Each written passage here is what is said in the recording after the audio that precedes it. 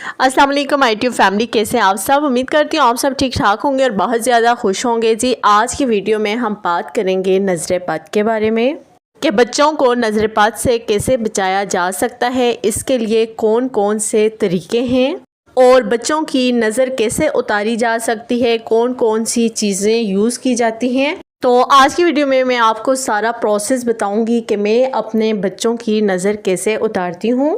So let's start the video. सबसे पहले आपको जो स्क्रीन पर पत्ते नज़र आ रहे हैं, जो लीव्स नज़र आ रहे हैं, हमारी ज़बान में इनको नेरा बोलते हैं, वैसे इसको पता नहीं नहर बोलते हैं या क्या बोलते हैं, आई डोंट नो, मुझे नहीं पता, बट हम लोग इसको नेरा ही बोलते हैं। आप किसी भी पंसार के पास चले जाएं या करियाना वाली स्टोर पर भी अक्सर होते हैं, तो आप उनसे बोलें कि हमें बच्चों की नज़र उतारनी है या अपनी नज़र उतारनी है, तो हमें उसके नहर के या नेरे के हमें पत्ते दे दें, तो वो आपको दे देगा। ये काफ़ी लोग इसको यूज़ करते हैं, हमारी फैमिली में भी यूज़ किया जाता है बच्चों बड़ों की नज़र उतारने के लिए।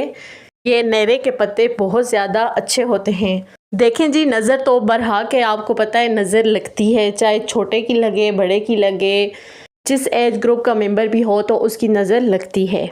इवन के फैमिली मेम्बर्स की भी लगती है, कहते हैं अपने मम्मा पापा की भी लगती है। तो नज़र बरहक है, तो हमें अपने बच्चों को नज़रबाज से बचाने के लिए कौन कौन से तरीके अपनाने चाहिए, तो आज की वीडियो में मैं आपको सारा बताऊंगी। तो मेरे हैंड में आप देख रहे हैं फटकरी, हम लोग इसको फटकरी बोलते हैं, आज लोग फिटकरी भी बोलते हैं। मैं अक्सर बच्चों की नज़र उतारने के लिए इसका यूज़ भी करती हूँ। इस फटकरी को क्रश कर लेती हूँ, तो पाउडर फॉर्म में जब ये आ जाती है तो बच्चों की नज़र उतारने के लिए मैं इसमें थोड़ा सा ऐड कर लेती हूँ।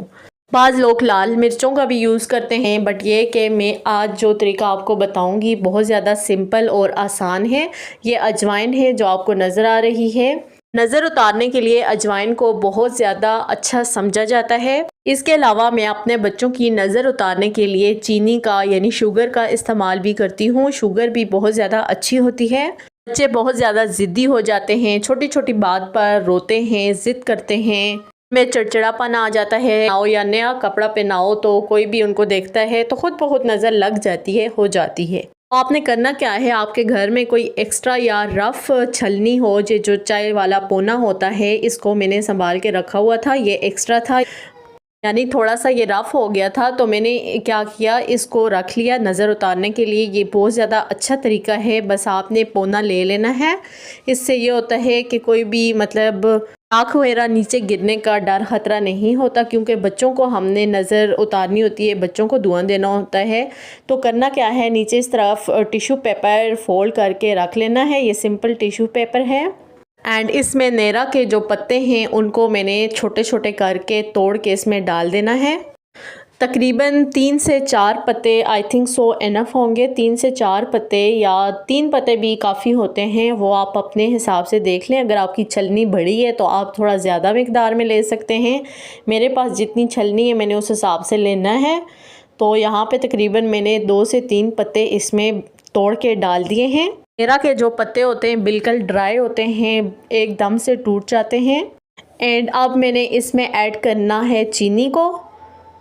शुगर भी आप अपने हिसाब से डाल लें, मैंने भी यहाँ पर थोड़ी सी यानी तकरीबन 2 पिंच 2 चुटकियाँ मैंने यहाँ पर चीनी की इसमें ऐड करनी है। मेरे पास फटकरी का पाउडर ख़त्म हो गया था, सो मैं आज फटकरी यूज़ नहीं करूँगी।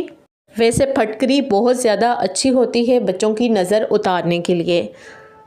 सो अब मैंने यहाँ पर चीनी को ऐड कर दिया है। अब इसमें मैं अजवाइन ऐड करूँगी।